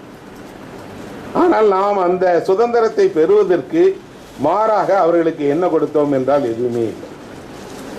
நான் அதையெல்லாம் சுட்டிக்காட்ட விரும்புகிறேன். ஒரு படைப்பின் வழியாக செய்த தவறுகளை எல்லாம் திருத்திக் கொள்வோம். அடுத்த தலைமுறையாவது நாம் நம்மோடு வசிக்கக்கூடிய மனிதர்கள் மீது, குறிப்பாக பெண்களின் மீது அன்பு செலுத்துவோம், அவர்களை புரிந்து கொள்வோம். இன்னும் சொல்ல போனால் அவர்கள் மிக தைரியசாலிகள். ஆண்கள் அவ்வளவு தைரியசாலிகள் என்று நான் ஒருபோதும் சொல்ல மாட்டேன். ஆண்கள் தன்னுடைய தோற்றத்தால் தைரியமானவர்கள் போல இருக்கிறார்கள். பெண்கள் தன்னுடைய தோற்றத்தால் சாந்தமானவர்கள் போல, பயந்தவர்கள் போல இருக்கிறார்கள். உண்மையில் மிக தைரியமானவர்கள் பெண்கள் தான். கடவுள் ஒரு மனிதனுக்கு யாருக்கு வேண்டும் என்றால் ஆண்களுக்குத்தான் கடவுள் வேண்டும். ஆனால் பெண்கள் வழிபடுவதற்கு காரணம் இவர்கள் கேட்க மறுக்கிறார்களே என்பதற்குத்தான் அங்கே போகிறார்கள். இவர்களே அவர்களுடைய கோரிக்கையை காது கொடுத்து கேட்டுவிட்டால் ஒரு பெண்ணும் கோயிலுக்கு போக மாட்டார். இங்கே ஒருத்தருக்கும் காது கிடையாது. பரவாயில்லை, அங்கே இருக்க கடவுளையாவது சொல்லுவோம். வாரந்தோறும் கோயிலுக்கு செல்கிற பெண்களை பார்க்கிறேன். என் மனைவி உட்பட, சகோதரிகள் உட்பட எல்லோரும் கோயிலுக்கு போகிறார்கள். சின்ன சைஸ் ஒரு தூக்காலியில் விளக்கு எண்ணெய் கொண்டு போய் அங்கே விளக்கு எரிய விட்டு என்ன வேண்டிக் கொள்கிறார்கள்? ஒருபோதும் எந்த பெண்ணும் தன்னுடைய நலனுக்காக வேண்டிக் கொண்டதாக சரித்திரமே கிடையாது. யாருக்காகவோ வேண்டிக் கொண்டே இருக்கிறார்கள். யாருக்காக? கணவனுக்காக, பிள்ளைகளுக்காக, மகளுக்காக, பேரனுக்காக, பேத்திக்காக, அல்லது யாரோ தெரிந்த ஒருவருக்காக. ஏன் பெண்கள் இவ்வளவு வேண்டுதல்களோடு இருக்கிறார்கள்? அவ்வளவு வேண்டுதல்களையும் கேட்கக்கூடிய எந்த கடவுளும் ஒரு வார்த்தை கூட அவர்கிட்ட ஏன் பேசவே மாட்டேங்கிறாங்க? அவர்களுக்கு தேவையில்லை. சொல்வதற்கு ஒரு ஆள் இருந்தால் போதும், பதிலெல்லாம் தேவையில்லை என்றால் நாம் புரிந்து கொள்ள தவறுவது என்னன்னா, அந்த அம்மா ஏதோ கோயிலுக்கு போயிட்டு வருது, அது இல்லை. அந்த அம்மா உனக்காக வேண்டிக் கொண்டு வருகிறார். என்ன வேண்டுகிறார்? நீ நலமாக இருக்க வேண்டும், செல்வமாக இருக்க வேண்டும், ஆரோக்கியமாக இருக்க வேண்டும், எல்லா நலனும் பெற வேண்டும் என்று வேண்டிக் கொண்டிருக்கிறார். நீ அந்த நலன் பெறுகிற நேரத்தில் மறந்து போய் கூட நீ உன்னுடைய வேண்டுதலும் இதுக்கு ஒரு காரணம் என்று ஒரு வார்த்தை கூட சொல்ல மாட்டேன். ஆனால் அவர் என்ன சொல்லுவார்? உனக்கு நல்லது நடந்தால் திரும்பவும் கடவுளிடம் போய் நல்லது செய்தாய், ஆனால் போதாது, இன்னொரு புது கோரிக்கை. ஒருவேளை கடவுள் பெண்களுடைய குரலுக்கு மட்டுமே பதில் சொல்லிக்கொண்டே இருப்பவராக இருந்தால் வாழ்நாள் எல்லாம் அவர் பதில் சொல்ல முடியாது. அவர் யாருக்குமே பதில் சொல்வதில்லை. எல்லாவற்றையும் ஒரே ஒருவரிடம் ஒப்படைத்து விடுகிறார். அந்த ஒருவருக்கு பெயர் காலம். எல்லாருடைய கோரிக்கைக்கும் யாராவது ஒருவர் பதில் சொல்கிறார் என்றால் காலம்தான் பதில் சொல்லும். அந்த காலம்தான் தீர்மானிக்கிறது இசையில் எது சிறந்தது என்பதை. மிகப்பெரிய இசைக்கலைஞர்கள் காலத்தை தாண்டி வாழ்கிறார்கள் என்றால் காலம் அவர்களுக்கெல்லாம் ஒரு பட்டம் அளித்து விடுகிறது. நீங்கள் இந்த இசையின் வழியாக எல்லா காலத்துக்கும் உரியவர்கள். என் தந்தை அந்த இசையை கேட்டார், நான் கேட்கிறேன், என் பிள்ளை கேட்பார்கள், இன்னும் 10 தலைமுறை கேட்கும், 100 தலைமுறை கேட்கும். அப்படின்னா அவர்கள் எல்லாம் காலத்தை தாண்டி வாழ்பவர்கள். அதனால் தான் அவர்களை மகத்தான கலைஞர்களாக நினைக்கணும். நான் எத்தனையோ புத்தகங்கள் எழுதியிருக்கிறேன். அந்த புத்தகங்களுக்கெல்லாம் எனக்கு ஏதேதோ பாராட்டுகள்லாம் கிடைத்திருக்கிறது. இந்த நாவலுக்கு விருது கிடைத்த போது கூட என்னிடம் பலரும் சொன்னார்கள், இதைவிட சிறந்த நாவலை எல்லாம் எழுதியிருக்கிறேனே என்று. இப்போது கூட இந்த மேடையில் நான் சொன்னேன், இதைவிட சிறந்த புத்தகங்களை எல்லாம் எழுதியிருக்கிறேன். ஆனால் இந்த புத்தகத்தினுடைய நிறைவு என்ன தெரியுமா? நான் எதை எழுதினேனோ அவர்களும் என்னோடே இருக்கிறார்கள். நான் யாரை பற்றி எழுதினேனோ அவர்களாலேயே வரவேற்கப்படுகிறேன். எல்லாம் தாண்டி நான் இந்த விருது கிடைத்தவுடனே எனக்கு ஒரு நாதஸ்வர கலைஞர் ஃபோன் பண்ணி சொன்னார், ஐயா நீங்கள் எங்களை பற்றியெல்லாம் எழுதியிருக்கீங்கன்னு கேள்விப்பட்டேன், எங்களுக்கு பாராட்டி பேசலாம் தெரியாதுங்க, நாங்கள் 4 பேர் உங்கள் வீட்டுக்கு முன்னாடி வாசிக்கட்டுமான்னு கேட்டார். அதுதான் பாராட்டு.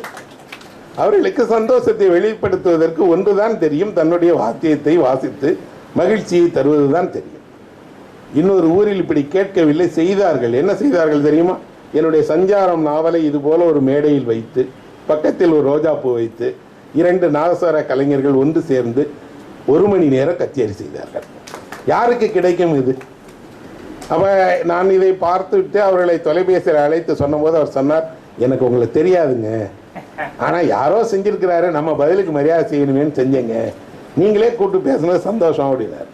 நான் அப்போது எழுத்தாளனாக இருக்கிற நேரத்தில் எல்லாம் பெரும்பாலும் எழுத்து, படிப்பு, இலக்கியம் எல்லாமும் ஒரு குறிப்பிட்ட சதவீத பேருக்குத்தான், இலக்கியம் அறிந்தவர்களுக்குத்தான், படித்தவர்களுக்குத்தான், தமிழ் இலக்கியம் படிப்பவர்களுக்குத்தான், அவர்களுக்குத்தான் ஒரு எழுத்தாளன் எப்போதுமே நெருக்கமாக இருக்கிறான். நான் அதில் மிகவும் வேறுபட்டவன். நான் சாதாரண மக்களுக்கு நெருக்கமானவன். சாதாரண மக்களை பற்றியே எழுதி கொண்டிருப்பவன்.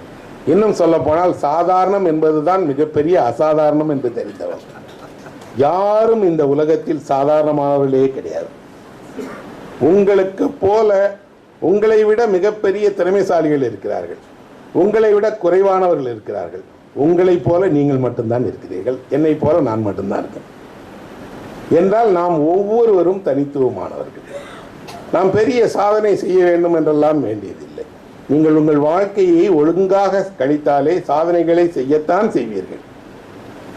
எத்தனை பேருக்கு இத்தனை ஆண்டு கால வாழ்க்கை கிடைத்திருக்கிறது, இத்தனை இன்பங்களை அனுபவிக்க கிடைத்திருக்கிறது. மனிதர்கள் தங்களுடைய நினைவுகளால் வழிநடத்தப்படுகிறவர்கள். ஒரு மனிதனை ஏதாவது ஒரு விஷயம் வழிநடத்தி கொண்டிருக்கிறது என்றால் அவனுடைய கடந்த காலத்தினுடைய நினைவுகள் தான் வழிநடத்தி கொண்டிருக்கிறது. அந்த நினைவுகளை மனிதர்கள் என்ன செய்வார்கள் என்றால் அவர்கள் காலத்திற்குள் பெற்ற அனுபவங்களை, பெற்ற அறிவை எல்லாவற்றையும் நினைவுகளில் சேமித்து வைத்து பிள்ளைகளுக்கு, வாரிசுகளுக்கு கொடுத்து போய்விடணும்னு நினைப்பாங்க. ஏனென்றால் ஒரு மனிதன் மறையும் போது அவன் பெற்ற அத்தனை ஞானமும் அறிவும் அனுபவமும் அவனோடு சேர்ந்து மறைந்து போய்விடும். இன்றைக்கெல்லாம் செல்ஃபோனில் நம்ம ஒரு பாட்டு வச்சுருந்தா இன்னொருத்தருக்கு ப்ளூடூத்தில் அனுப்பிடுறோம். அப்படி நான் என்னுடைய அனுபவங்களை எல்லாம் யாருக்கும் அனுப்பிட முடியாது, எந்த வழியும் கிடையாது. ஒரு மனிதன் இறக்கும் போது அவனுடைய எல்லா அனுபவங்களும் எல்லா அறிவும் நினைவும் அவனோடு அறிந்து விடுகிறது. ஆனால் இந்த உலகம் அப்படி அவ்வளவு தேடி சேகரித்த எல்லாம் காணாம போயிடுச்சுன்னா, அழிந்து போயிடுச்சுன்னா, அப்போ என்னன்னா அந்த நினைவுகளை பாதுகாக்க வேண்டிய நினைவுகளை கொடுங்கள், பாதுகாத்து வைக்கிறோம்னு கேட்குறோம். அந்த பணியை செய்பவனுக்கு பெயர் தான் எழுத்தாளன். எழுத்தாளன் என்பவன் உங்கள் நினைவுகளை அழியாமல் பாதுகாக்கிற ஒரு பணியை செய்கிறோம். பணியை செய்யும் போது என்ன இருக்கு அப்படின்னா, உலகில் மனிதனுக்கு கிடைத்திருக்கக்கூடிய மிகப்பெரிய வரம் எது என்றால் மறதி தான். அதே நேரத்தில் அவனுக்கு கிடைத்திருக்கக்கூடிய பெரிய சாபமும் மறதி தான். எதை ஞாபகத்தில் வைத்துக் கொள்ள வேண்டும், எதை மறக்க வேண்டும் என்று மனிதனுக்கு தெரியவே தெரியாது. சந்தோஷத்தை தான் நினைவில் வைத்துக் கொள்ள வேண்டும். ஆனால் எல்லாருக்கும் சந்தோஷத்தை மறந்துடுவோம். 10 வயசுல காய்ச்சல் வந்திருக்கும், அதை இன்னும் ஞாபகத்திலேயே வச்சுட்டு இருப்போம். அதை 10 வயதிலேயே மறந்துருப்போம். என்றைக்கோ யாரோ ஒருவர் ஒரு சுடு சொல் சொல்லி இருப்பார், அன்றைக்கே மறந்திருக்க வேண்டும். ஆனால் அதை ஞாபகம் வச்சுக்கிட்டே இருப்போம். நீங்கள் எப்போதாவது ஓய்வாக இருந்தால் நீங்கள் எப்போது சந்தோஷமாக இருந்தீர்கள் என்று ஒரு பட்டியலை போட்டு பாருங்கள். மிக குறைவாகத்தான் வரும். எப்போதெல்லாம் வருத்தமாக இருந்தீர்கள், எப்போதெல்லாம் அழுகை வந்தது, எப்போதெல்லாம் கோபப்பட்டீர்கள், எதையெல்லாம் மறக்க முடியவில்லை என்று பட்டியல் போட்டு பாருங்கள். குறைந்தது 100 வரும். என்றால் மனிதர்கள் தன்னுடைய அவமானத்தால், வலியால், புறக்கணிப்பால், நிர்கதியால், இது போல தனக்கு நேர்ந்த துயரங்களைத்தான் சேமித்து வைத்துக் கொண்டே இருக்கிறான். ஏன்? இன்னொரு தடவை நடந்துடக்கூடாது, இன்னொரு தடவை அது போல ஆயிடக்கூடாது, இன்னொரு தடவை நம்ம அதே மாதிரி காயப்படக்கூடாது. ஆனால் உலகம் அப்படிப்பட்டதல்ல. 1000 முறை உங்களை அப்படித்தான் நடத்தும். அப்படி நடத்தக்கூடாது என்பதற்காக பெரியவர்கள் சொல்லிக்கிட்டே இருக்காங்க. நாங்கள் தான்ப்பா அப்படி நடந்துட்டோம், நீங்களாவது அப்படி நடந்துக்கிடாதீங்க. நாம் என்ன நினைக்கிறோம் அப்படின்னா, குழந்தையாக இருக்கும்போது ஒரு குழந்தை பேசாதா என்று தாய் வந்து அவ்வளோ ஆசையாக பார்த்துட்டே இருப்பாள். அது என்றைக்கு பேசும் என்பதற்காக பேச்சு கொடுத்துட்டே இருப்பாள். அதுக்கு பேச்சு வராது, ஆனால் தாய் தான் பழக்கி தருவாள். என்னன்னா, பேசு பேசு என்று குழந்தைக்கு உதடை பார்க்கத்தான் தெரியும். அது உதடை பார்த்து மெதுவாக அதுபோல அசைக்கும். மெல்ல சொல்லை அறிமுகம் செய்கிறார். எல்லா குழந்தைகளும் உடனே பேசுகிறார். சில குழந்தைகள் பேச முயற்சிக்கும், ஆனால் பேச்சு வராது. அந்த தாய் மனது உருகி கடவுளிடம் போய் பிரார்த்தனை செய்வார், என்னுடைய குழந்தை பேசினால் நான் என்னுடைய தலையை முட்டையடித்துக் கொள்கிறேன். பெண்கள் வேறு எதையும் விட்டு தருவார்கள். ஆனால் ஆசை ஆசையாக தினமும் பூச்சூடிய, தினமும் வாரி முடித்த அந்த கூந்தலை எல்லாம் இழக்கவே மாட்டார்கள். ஆனால் குழந்தைக்கு பேச்சு வர வேண்டும் என்றால் அதற்காக தன்னுடைய கூந்தலை தர முயன்ற நிறைய பெண்களை எனக்கு தெரியும். எங்கள் ஊருக்கு பக்கத்தில் இருக்கங்குடி என்ற ஒரு மாரியம்மன் கோவில் இருக்கு. அந்த கோயிலுக்கு போனால் தெரியும், நட்டி தலைவுள்ளுக்கு இந்த மாதிரி முடியை இழந்து சந்தனம் பூசி பெரிய குங்குமம் வைத்து திருநூறு பூசிய பெண்களை பார்ப்பேன். அவர்கள் என்ன வேண்டுதல் போட்டார்கள்னு தெரியாது. ஆனால் அவர்கள் தான் இத்தனை வருடம் வளர்த்து சிங்காரித்த அந்த சிகையை இழக்கிறார்கள். அப்படி குழந்தைக்கு இழந்து வருவார்கள். அந்த குழந்தை பேசிடும். என்ன பேசும்? அதிகபட்சம் அம்மா அப்பான்னு 2 வார்த்தை சொல்லும். ஆனால் இந்த பெண் அடைகிற ஆனந்தம் இருக்கே, எவ்வளோ பெரிய ஆனந்தம்! போகிற வரவங்கிட்டாலும் சொல்லுவோம், என் பிள்ளைகிட்ட எங்கே ஒரு சொல்லுங்க அப்படின்னு கேட்க சொல்லும். வீடே சந்தோஷப்படும், வீடே கேட்பார்கள். 2, 4, 10, 100 என்று குழந்தை சொல்லாக கற்று கற்று கற்று பேசி விளையாடி கொஞ்சியும் போதெல்லாம் தாய் பெருமைப்படுவார், எவ்வளவு என் பிள்ளை பேசுது பாரு என்று. ஏதோ ஒரு நாள் ஏதாவது ஒன்று கேட்டால் கருத்தாக பிள்ளை சொன்னால் போதும், என் பிள்ளை எவ்வளவு அறிவாளியாக இருக்கு. ஆனால் அதே பிள்ளைதான் வளர்ந்து பெரியவனாகி ஒரு குறிப்பிட்ட வயதானவுடனே அந்த தாயை பார்த்து சொல்கிறான், உனக்கெல்லாம் அறிவே இல்லையா, நீ ஏன் வாயை என்கிட்ட பேசிகிட்டு இருக்க, நீ கொஞ்ச நேரம் வாயை மூடிட்டுருமான். அந்த அம்மா என்ன நினைக்கும், இப்படி ஒரு சுடு சொல்லை கேட்பதற்கு தானா அன்றைக்கு அந்த வேண்டுதல், அந்த கோயிலுக்கு போனது.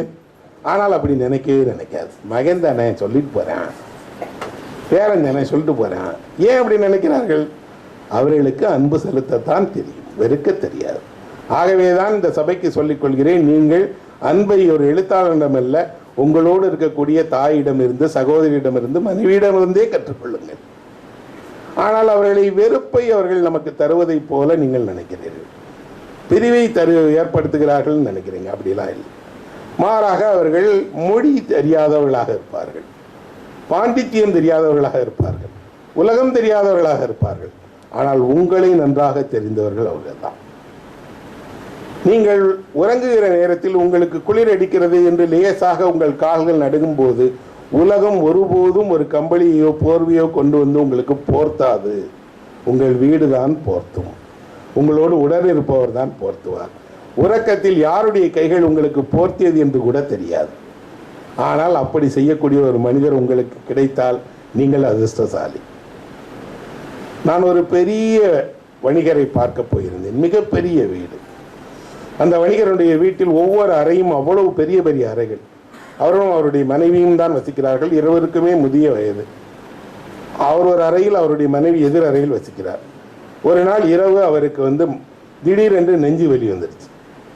அவர் படுக்கை நடந்து போனால் அங்கே தூரத்தில் தான் அவருடைய மேஜை இருக்கு. அந்த மேஜையில் இருக்கக்கூடிய மருந்தை எடுக்கணும், எழுந்து போக முடியல. அவர் தடுமாறி கத்தி கூப்பாடு போட்டு எதிர் அறையில் உறங்கி கொண்டிருக்க அவருடைய மனைவிக்கு கேட்கல. நீண்ட போராட்டத்தின் பிறகு அந்த அம்மா ஏதோ ஒரு சத்தம் கேட்குதேன்னு திறந்து பார்த்து பாதி மயக்கத்தில் இருந்தவரையே எடுத்து கொடுத்து மருத்துவமனையில் சேர்த்து சரியாக்கிட்டாங்க. நலமடைந்த பிறகு பார்க்கறதுக்கு போயிருந்தேன். அப்போ அவர் சொன்னார், சார் வாழ்க்கையில் நான் இன்னைக்கு ஒன்று உணர்ந்தேன் சார், மனுஷன் பெரிய வீடே கட்டக்கூடாது சார். சின்னதாக இருந்தோன்னு வைங்க, இங்கே தான் அந்த அம்மாவும் இருக்கும், நானும் இருப்பேன், அந்த மருந்து எடுமானே எடுத்து கொடுத்துரும், அல்லது நானே எட்டி எடுத்துருந்துருப்பேன். சார் பணம் மனுஷனுக்கு எவ்வளோ மோசம் செய்யுங்கிறத இன்னைக்கு தான் சார் உணர்ந்தேன்.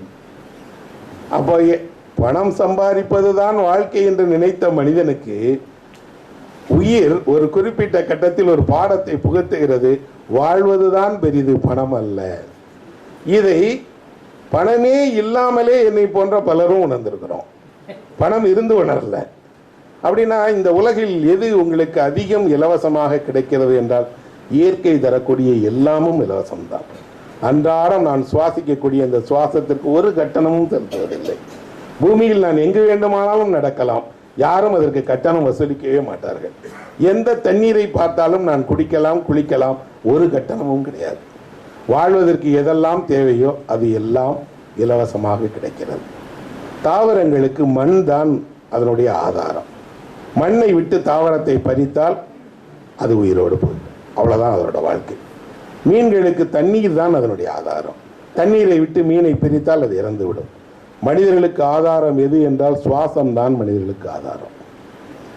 மனிதன் எவ்வளவு சேர்த்து வைத்தாலும் அவன் சுவாசத்தை விட்டுவிட்டால் முடிந்துவிடும். அவன் சுவாசத்தை கொண்டு வெறும் சுவாசிக்கிறான். அந்த சுவாசத்தை தான் நாதஸ்வர கலைஞர்கள் கலையாக்குகிறார்கள். கபீர் என்ற ஒரு மகான் இருந்தார். அவர் சொல்லுகிறார், மனிதன் பிறக்கும் போது மனிதன் கடவுள் மனிதனுக்கு ஒரு ஆடை அணிவித்து பிறக்க வைக்கிறாராம். அந்த ஆடையை மனிதன் தான் வாழ்நாள் முழுக்க அணிந்து கொண்டே இருக்கிறான். இறந்த பிறகு அந்த ஆடையை கொண்டு போய் கடவுளினுடைய பாதத்திலேயே ஒப்படைத்து விடுகிறான் என்று.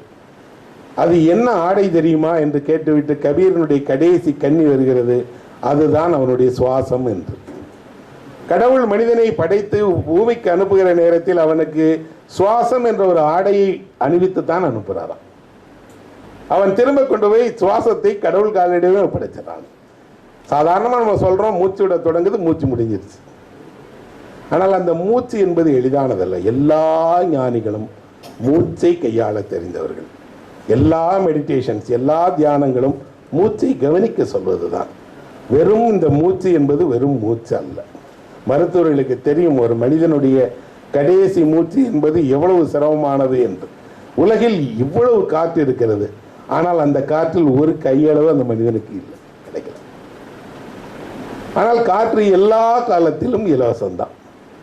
அவ்வளவு பணம் வைத்திருக்கிறீர்கள் தானே, எங்கே கொஞ்சம் அந்த காற்றை கூடுதலாக வாங்கிக் கொள்ளுங்களேன், முடியவே முடியாது. வாழ்க்கை நித்தியமானது இல்லை என்று நாம் எல்லோருக்கும் தெரியும்.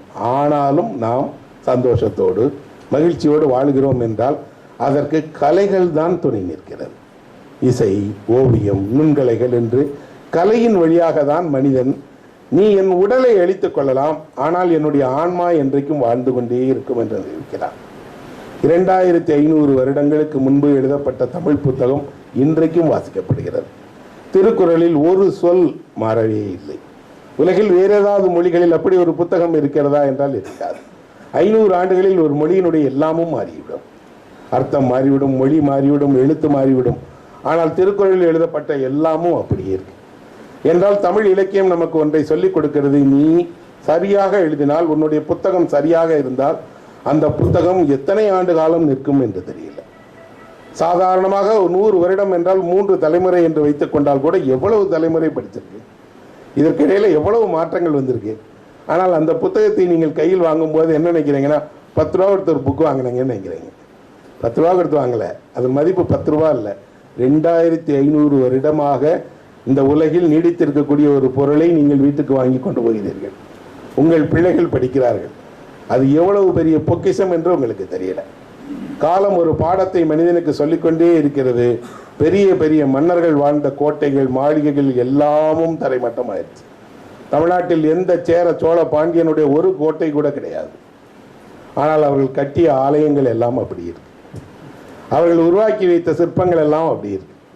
அவர்கள் வரைந்து வைத்த ஓவியங்கள் எல்லாம் அப்படி இருக்கு. ஏன் பேரரசர்களாக இருந்த அத்தனை அக்பர், பாபர், முகலாய வம்சம் அத்தனையும் பூண்டோடு போய்விட்டது. ஆனால் அவர்கள் உருவாக்கி வைத்த மிகப்பெரிய அலங்கார மாளிகைகள் எல்லாம் அப்படி இருக்கு. தாஜ்மஹால் அப்படி இருக்கு.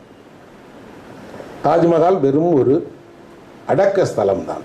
அங்கே மறைந்திருப்பது ஒரு மனைவி. தாஜ்மஹால் அவருடைய, ஷாஜகானுடைய மனைவிக்காக கட்டிய ஒரு ஆள். 14 குழந்தைகளை பெற்றிருக்கிறாங்க. நாம் என்ன நினைக்கிறோம், தாஜ்மஹால் வந்து காதலின் சின்னம்னு. அது ஒரு தாய்மையின் சின்னம். 14 பிள்ளைகளை பெற்று தனக்கு இன்பம் அளித்த ஒரு பெண்ணை தன் கணவன் அவள் மரணத்திற்கு அப்புறம் ஒரு பெரிய சலவைக்கல் மாளிகையில் அடக்கம் செய்யப்பட்டு அந்த காதலை அவ்வளவு பெரிதாக நினைக்கிறான். அந்த அடக்க ஸ்தலத்துக்குள்ள நாம் இப்போ போய் பார்த்தால் உலகமே பார்த்து பார்த்து கழிக்கிறது. ஏன்? அது கலையானதுனால. அதே ஊரில் அந்த மனைவியோடு வேறு யாரோ ஒருவர் வாழ்ந்து 90 ஆண்டு அவர்கள் 2 பேரும் ஒன்றாவே வச்சிருப்பாங்க. பக்கத்தில் ஒரு புல் முளைத்த சமாதியாக இருக்கு. அது காதல் இல்லையா என்ன? அதுவும் காதல் தான். நான் பெரும்பான்மையான நேரத்தில் என்னுடைய இள வயதில் படிப்பதற்காக ஒரு இடத்தை தேர்வு செய்வேன். அது எங்கே தெரியுமா? இடுகாடு. காரணம், அங்கே யாருமே தொல்லை தர மாட்டார்கள், யாருமே குறுக்கீடு தர மாட்டார்கள். எனக்கு ஒரு பயமும் கிடையாது. எனக்கு பயமெல்லாம் வாழ்ந்து கொண்டிருக்கக்கூடிய மனிதர்கள் மீது தான். இறந்தவர்கள் மீது எனக்கு ஒரு பயமும் கிடையாது. ஆகவே நான் தைரியமாக ஏதாவது ஒரு மண் வீட்டின் மீது உட்கார்ந்து கொண்டு, ஒரு கல்லறையின் மீது உட்கார்ந்து கொண்டு புத்தகம் படித்து கொண்டிருப்பேன். திரும்பி பார்த்தால் ஏதாவது ஒரு தலை வெளியே கிடக்கும், கைக்கு வெளியே கிடக்கும். எனக்கு அப்போது அந்த கைகளும் தலையும் ஏதோ கேட்பது போல இருக்கும். என்ன அப்படின்னா, நாங்கள்லாம் சாதாரண மனிதர்கள், ஏதோ பிறந்தோம், வாழ்ந்தோம், இறந்துட்டோம். எங்களுக்கெல்லாம் நீ படிக்கிற புத்தகத்தில், இலக்கியத்தில் இடம் கிடையாதா? சாதாரணமாக இருக்கிறோம் என்பதற்காக எங்களை எல்லாம் யாருமே எழுத மாட்டீர்களா? நாங்களும் இதே ஊரில் தானே பிறந்தோம், இங்கே தானே வாழ்ந்தோம். எங்களுக்கு உலகத்தில் இருக்கக்கூடிய எந்த திறனுமே இல்லை, சாதாரணமான மனிதர்கள் தான் நாங்கள். அதற்காக எங்களை ஏன் புறக்கணிக்கிறீர்கள்? அந்த கை கேட்பது போல இருக்கும், அந்த தலை என்னை பார்த்து சிரிப்பது போல இருக்கும். அப்போது நான் சொல்லிக்கொள்வேன், இல்லை, வெற்றி பெற்றவர்களை பற்றி எழுதுவதற்கு எத்தனையோ பேர் இருக்கிறார்கள். ஆனால் உங்களைப் போல அடையாளம் தெரியாதவர்களை பற்றி எழுதுவதற்கு அதுதான் என் வேலை, அதைத்தான் நான் செய்வேன். அதைத்தான் இன்றைய வரை செய்து கொண்டே இருக்கிறேன். என்னுடைய எல்லா படைப்புகளும் அறியப்படாமல் போன கலைஞர்களை பற்றி, அறியப்படாமல் போன சாதாரண மனிதர்களை பற்றி, எளிமையாக வாழக்கூடிய மனிதர்களை பற்றி, இல்லாதவர்களை பற்றி, வறுமையிலும் வாழ்க்கையை செம்மையாக நடத்துபவர்களை பற்றி, அன்பை எல்லோருக்கும் பகிர்ந்து தரக்கூடியவர்கள் இவர்களை பற்றி தான் எழுதுகிறேன். ஒரே ஒரு கதையை சொல்லி என் உரையை முடிக்கிறேன். இந்த கதை சமீபத்தில் நான் எழுதிய கதை. ஒரு கல்லூரியில் படிக்கக்கூடிய ஒரு பையன், அந்த கல்லூரியில் படிக்கக்கூடிய பையன் திடீரென்று ஒரு நாள் விடுமுறைக்கு ஊருக்கு கிளம்புறான். அவனோடு படிக்கக்கூடிய 2 கூட இருக்கக்கூடிய பசங்க, நானும் உங்க கூட வரேன்டா உங்க ஊருக்குங்கிறாங்க. டேய் வேணாண்டா, சின்ன கிராமம்டா, எங்கள் வீட்டில் வந்து கொடுத்த வீடுடா, படுக்கிறதுக்கு வசதியெல்லாம் கிடையாதுடா அப்படின்னு. பரவாயில்ல பார்த்துக்கலாம் அப்படின்னு. இல்லை வா வா. இவன் யோசிக்கிறான், திடீர்னு ஊருக்கு 2 பேரை கூட்டிகிட்டு போனால் நம்ம வீட்டில் எங்கே தங்க வைப்போம்? வீட்டில் டாய்லெட் கிடையாது, வெளியில் கட்டில் போடுறதுக்கு இடம் கிடையாது. நாம் ஒரு பாயை விரித்து படுத்துக்கலாம், அல்லது திண்ணையில் போய் எங்கேயாவது படுக்கலாம், சத்தத்தில் படுத்துக்கலாம். இந்த பசங்களை எங்கே வைக்கிறது? ஆனால் அவங்க ஆசையாக வரேங்கிறாங்க. கூட்டிகிட்டு போயிட்டான். போனால் அவர்கள் நினைத்தது போல அதை விடவும் மிகச்சிறிய குக்கிராமம். அந்த ஊர்லேயே ஒரு 70-80 வீடு தான் இருக்குது. சின்ன சின்ன குடிசை வீடுகள். அதில் ஒரு வீட்டுக்குள்ளே ஒரு வாசலில் பார்த்தீங்கன்னா அந்த சமைக்கிற இடம் வெளியில், திறந்த வெளியில் சமைக்கிறாங்க. பக்கத்தில் பார்த்தா ஒரு சின்ன கீத்து கொட்டகை மாதிரி ஒரு கொட்டகை போட்டிருக்கு. அதை தாண்டி ஒன்றுமே இல்லை. இவங்க போன உடனே அவங்க அம்மா வந்து கேட்குது, யாருப்பா அப்படின்னு. கூட படிக்கிறவங்க வந்துட்டாங்க அப்படின்னு. அந்த அம்மா என்ன நினைக்கிதுன்னா, நாங்கள் வசதி இல்லாமல் இருக்கோம், எங்களிடம் எதுவுமே இல்லை, ஆனால் எங்களை நாடி 2 பேர் வந்துட்டாங்களே அப்படின்ட்டு அவங்கள உடனே என்ன செய்யுதுன்னா, தம்பி கொஞ்ச நேரம் நீங்கள் அப்படி எங்கே போய் சத்தத்தில் உட்காந்துருங்க, நான் சாப்பாடு ரெடியான உடனே கூப்பிட்றேன் அப்படிங்க. ரெடியானதை சொல்லிட்டு உடனே அந்த அம்மா ஒவ்வொரு வீடாக போய் ஒவ்வொரு பொருளாக வாங்குது. கொஞ்சம் கொடுங்கம்மா 2 பேர் வந்துட்டாங்கன்னு வாங்கி கிடைத்ததையெல்லாம் வைத்து கொண்டு செய்கிறாங்க. செய்யும்போது அந்த அம்மாவுக்கு என்ன ஒரே ஆதங்கம்னா, எப்படியாவது அந்த பிள்ளைகளுக்கு இந்த சாப்பாடு பிடிச்சிடணும், அந்த பிள்ளைய மனசு நிறைய சாப்பிடணும். இவர்களுக்கு மதிய உணவு 2:30 ஆகுது, 3 ஆகுது, இன்னும் ரெடி ஆகலை. அந்த அம்மாவுக்கு திடீரென்று என்ன ஆகுதுன்னா, எப்படியாவது 2 அப்பளத்தையாவது வாங்கி வச்சிடலாம், அல்லது ஏதாவது ஒன்று செஞ்சிடலாம். ஆனால் இருப்பதுக்குள்ளே தானே செய்ய முடியும், வேறு வழியே இல்லை. ஒரே ஒரு சாதம், ஒரு சாம்பார், ஒரு அப்பளம், கொஞ்சம் உருளைக்கிழங்கு ஆட்டியோ வாங்கி செஞ்சுருக்கா, அவ்வளோதான். இவர்கள் அழைத்து சாப்பாடு போட்டு சாப்பிட சொன்னால் அந்த 2 பையன்களும் ஆசையாக சாப்பிட்றாங்க. அதில் ஒரு பையன் சொல்கிறான், என் வாழ்க்கையிலேயே இப்படி சாப்பிட்டது கிடையாது, இவ்வளோ ருசி எப்படி வந்ததுன்னு. அந்த அம்மா சொல்கிறாங்க, என்ன தம்பி அப்படிலாம் ஒன்றும் இல்லை, ஏதோ இருக்கிறத வச்சு செஞ்சோம், நல்ல சாப்பாடு ஒன்றும் உங்களுக்கு போடலையே அப்படின்னு. ஆனால் இவர்கள் தான் வாழ்க்கையினுடைய மிகச்சிறந்த சாப்பாடை சாப்பிட்றாங்க. சாப்பிட்டுட்டு அந்த பையன்கிட்ட வந்து சொல்கிறாங்க, ஏண்டா என்னடா இவ்வளோ சாப்பாடு சூப்பராக இருக்கும் உங்கள் வீட்டில் அப்படின்னு. அந்த பையன் சொல்கிறான், சாப்பாடு அது வாயில் வைக்க முடியல, எங்கள் அம்மாவுக்கு சமைக்கவே தெரியாதுடா, என்னத்தையும் இன்னைக்கு செஞ்சு வச்சுருக்க, அதை போய் நல்லா இருக்குங்கிறீங்க. அவன் சொல்கிறான், உன் வீட்டு சாப்பாடு உனக்கு பிடிக்காதானா எங்களுக்கு பிடிக்கும், எங்களுக்கு உன் வீட்டு சாப்பாடு அமிர்தம் போல் இருக்குடான்னு சொல்கிறான். அவன் கேட்க மாட்டேங்கிறான், அம்மாவை போய் திட்டுறான், நீ வந்தவங்களுக்கு ஒழுங்காக செய்யலை, நான் இன்னைக்கு நைட்டு இருக்க வைக்கிறேன், நாளைக்காவது ஒழுங்காக செய்ய அப்படின்னு. இப்போ அந்த அம்மாவுக்கு இன்னும் கூடுதல் பொறுப்பு வந்துருச்சு, நம்ம சரியாக செய்யலை போல இருக்குன்னு. இந்த அம்மா வந்து என்ன செய்யுது அப்படின்னு சொன்னால், தன்னுடைய ஒரு மகளை கூப்பிட்டு இரவுக்குள்ளாடி எதெல்லாம் ரெடி பண்ண முடியுமோ ரெடி பண்ணி மறுநாள் காலையிலும் இது போல ஒரு மிகச்சிறந்த உணவு கொடுக்குறாங்க. இதுக்கிடையில இனிப்பு செய்கிறாங்க, இதுக்கிடையில எள்ளுருண்டை செஞ்சு கொடுக்குறாங்க. எப்படியாவது அவர்களை சந்தோஷப்படுத்தி அனுப்பிடணும். இந்த பசங்களுக்கு தெரியல, நாம் என்ன புது மாப்பிள்ளையா என்ன, நமக்கு ஏன் இப்படி மாறி மாறி செஞ்சுட்டே இருக்காங்களேன்னு. ஆனால் அந்த அம்மா என்ன சொல்லுது, என் பிள்ளையோட படிக்கிற பிள்ளை இல்லை, நீங்கள் ஒன்று மண்ணா படிப்பீங்க, அதனால் உங்களை நான் பிள்ளை மாதிரி தானப்பா நடத்துவேன்னு செய்கிறாங்க. எல்லாம் செய்து எல்லாம் சாப்பிட்டு அந்த பசங்களுக்கு தோணுது, ஒரு 10 நாள் இருந்து சாப்பிட்டு போகலாம் நம்ம, அவ்வளவு நல்லா சாப்பாடுறான். ஆனால் அந்த பையன் மட்டும் பிடிக்கவே இல்லை. எல்லாம் சாப்பிட்டு ஊருக்கு கிளம்புகிற நேரத்தில் அந்த அம்மா சொல்லுது, தம்பி இவனை கொஞ்சம் நல்லா பார்த்து படிக்க சொல்லுங்கப்பா, ஏன்னா நாங்கள் இல்லாத வீடுன்னு. பையன் டக்குன்னு கோபப்படுறான், நீ எப்படி அவங்கள்ட்ட அறிவுரை சொல்லலாம், நீ சொல்லலாம், ஆனால் அவங்கள அறிவுரை சொல்ல சொன்னேன்னா அது தப்புன்னு சண்டை போடுறான். சண்டை போட்டு இந்த வந்த பையங்கள்ட்டையும் சொல்கிறான், நீங்கள் என்னடா எங்கள் அம்மாவுக்கு ஏண்டுக்கிட்டு சொல்கிறேன்னு சொல்கிறீங்க, நீங்கள் யாரா எனக்கு அறிவுரை சொல்லன்னு திட்டுறான். சண்டை வந்துடுது. பேச்சுவார்த்தையில் திடீர்னு அந்த பையன் சொல்கிறான், நீங்களாம் என் வீட்டில் வந்து எச்சோறு தின்னவங்க தானடா, போங்கடா அப்படின்னு. அந்த பசங்க கோச்சிட்டு ஊருக்கு வந்துடுறாங்க. அவன் படிப்பை அப்படின்னு நிறுத்திடுறான். திடீர்னு ஒரு நாள் இவங்க வந்து எங்கேயோ போய் சாம்பார் சாப்பிட்றாங்க. அவன் சொல்கிறான், டே அந்த வீட்டில் எவ்வளோ நல்லா கொடுத்தாங்க அன்னைக்கு. அப்போ அவன் நண்பன் கேட்குறான், டே வாழ்க்கையில் இல்லாதவர்கள் தரக்கூடிய உணவுக்கு ஈடே கிடையாது, இல்லாதவர்கள் தரக்கூடியது தான் அமுதம். ஏன் அப்படின்னா அவர்கள் தன்னுடைய உணவின் வழியாகத்தான் அன்பை காட்ட விரும்புகிறாங்க. அந்த அன்பை அவர்கள் காட்டுவதற்கு என்ன செய்கிறார்கள் என்றால், சாதாரண சோறு தான், சாதாரண குழம்பு தான், சாதாரண பொரியல் தான். ஆனால் கூடுதலாக அவர்கள் சேர்த்து வைத்த அன்பை கடந்து கொடுத்துறாங்க. நீங்கள் வாழ்க்கையில் மேலே போக போக போக நீங்கள் தனிமைப்படுவீர்கள். இன்னும் சொல்லப்போனால் அதிக துயரம் அடைவீர்கள், அவ்வளவு அதிக கவலை அடைவீர்கள். எல்லாவற்றையும் தாண்டி நல்ல சாப்பாடு கிடைக்கவே கிடைக்காது. நான் எந்த நட்சத்திர ஹோட்டலுக்கு போனாலும் ஒரு இட்லி கூட சாப்பிட மாட்டேன். கூச்சமே இல்லாமல் வெளியே போய் சாலை ஓரத்தில் சாப்பிட்டு வந்துடுவேன். ஏனென்றால் நல்ல உணவு கீழே போக போக கிடைக்கும். அதனால தான் கிராமத்திற்கு போனால் நல்ல உணவு கிடைக்குது. கிராமத்திலையும் சாதாரண வீட்டுக்கு போனால் நல்ல உணவு இன்னும் நல்லாவே கிடைக்குது. இன்னும் கூட அவர்கள் ஏதோ ஒரு காட்டு வேலை செஞ்சுருப்பாங்க, இருங்கன்னு விட்டுட்டு வந்து செய்வாங்க. அது இன்னும் சுவையாக இருக்கிறது. இவர்கள் இந்த உலகத்திற்கு ஒரு பாடத்தை கற்றுத் தருகிறார்கள். நீங்கள் எல்லாவற்றையும் விலை கூறி விற்று வெறும் வணிக பொருளாக மாற்றிக்கொண்டிருக்கிறீர்கள். அதே பொருளை எல்லாம் நாங்கள் அன்பாக மாற்றிக்கொண்டே இருக்கிறோம். அந்த பெண்கள் என்ன கற்றுக் கொடுத்தார்களோ அதைத்தான் எழுதுகிறேன். நன்றி நண்பர்களே.